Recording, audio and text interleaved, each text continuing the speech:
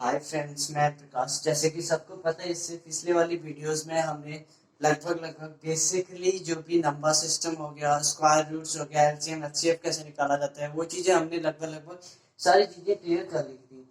तो जो नेक्स्ट आज हमारा चैप्टर रहने वाला है वो है हमारा average. What is the AVERAG। आपका जो आज का चैप्टर होने वाला है औसत के बारे में, average. What is the average, यानी कि जो एवरेज निकलती है वो होता है क्या है, किस तरीके से निकाला जाता है, आपको किस टाइप्स के क्वेश्चन आते हैं। बेसिकली बेसिक चीजें अगर हमें नॉर्मल थोड़ा करके इंफॉर्मेशन मिलती है ना, तो बेसिक चीजें अगर हमारी कंप्लीट हो जाएंगी एवरेज की, तब जाके हम उससे बड़े क्वेश्चन को सॉल्व कर सकते हैं ना। जो एवरेज होता है, एवरेज आपको पता है कि एवरेज कैसे निकाला जाता है। एवरेज औसत बराबर, जो औसत का फॉर्मूला होता है वो किस तरीके से होता है कि जो परिणाम है उनका योग, परिणामों का योग बटा कुल परिणामों की संख्या।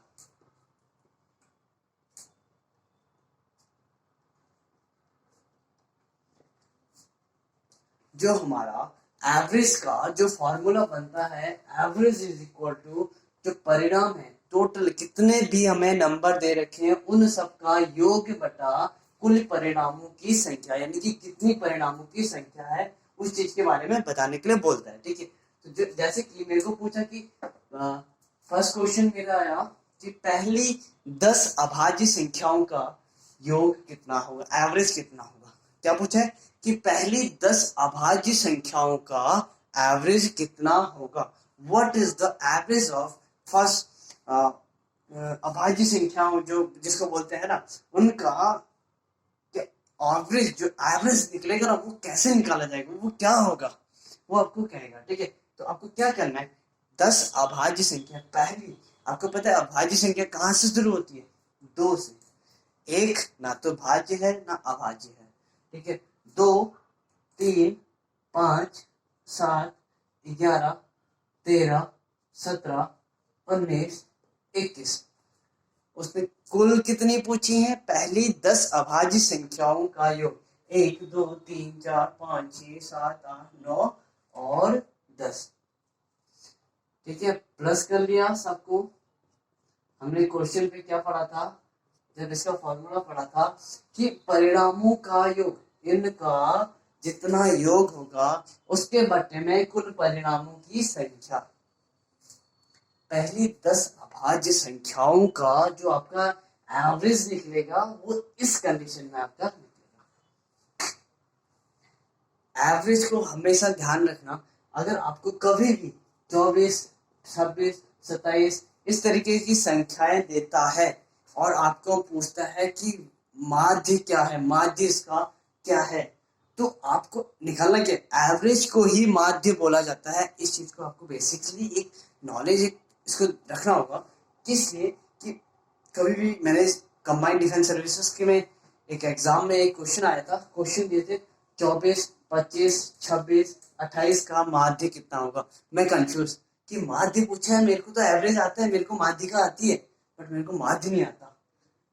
मैं उस विधि से निकाल रहा हूँ जो मैंने 10th 12th में प्रायिकता वगैरह पढ़ी थी 11 12 में, उस चीज के अकॉर्डिंग निकाला था उसको, है ना। तो उसमें तो मेरे को डिफरेंट पड़ेगा। क्यों, क्योंकि मेरे को सिंपल से आंसर क्वेश्चन दिया है, मेरे को पूछा एवरेज पूछा है, मेरे को उसमें क्या घुमा के क्या दे दिया कि माध्य क्या होगा। उसने मेरे को बोला कि माध्य क्या हो गया और मैं कंफ्यूज, मेरे को क्वेश्चन करा। इसलिए कभी भी एवरेज पूछे या माध्य पूछे, दोनों एक ही चीज होता है। अगर इस टाइप के क्वेश्चन आते हैं तो आपको पूछता है कि 25, 26, 28, 30 का माध्य क्या होगा, तो जोड़ दो कुल परिणामों का योग बटा परिणामों की संख्या, जितना आएगा वो आपका माध्य या एवरेज होता है। ठीक है, इतना क्लियर। एवरेज, एवरेज जिसको बोलते हैं औसत, किसी संख्याओं का औसत कितना है उस चीज के लिए ना। आपको पता है परिणामों औसत का, एवरेज का जो फॉर्मूला होता है वो क्या होता है, परिणामों का योग बटा कुल परिणामों की संख्या। जितने हमारे पास परिणाम हैं, जितने नंबर्स हैं, जितनी संख्याएं हैं, उनको एक एक करके जोड़ो, उसके बाद वो देखो कि कितनी संख्याएं हैं, वो आपका क्या बन जाएगा, एवरेज बन जाएगा। ठीक है, एवरेज का फॉर्मूला हमारा क्लियर हो चुका है। ठीक है, जो नेक्स्ट हमारा एक फॉर्मूला आता है कि किसी संख्या दे रखी है ए, माना कोई संख्या है ए और पूछता है आपको कि ए के पहले n गुणजों का एवरेज कितना होगा।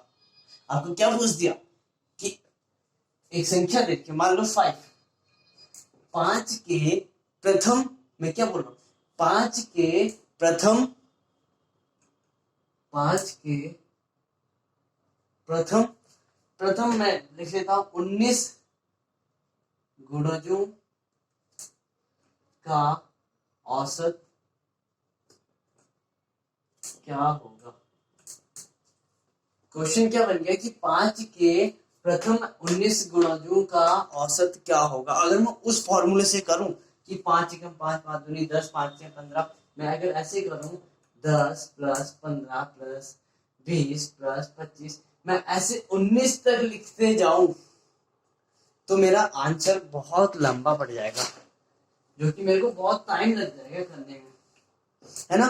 तो इससे इसके लिए एक फॉर्मूला आता है, क्या, 5 के प्रथम n 19 गुणजों का औसत कितना होगा।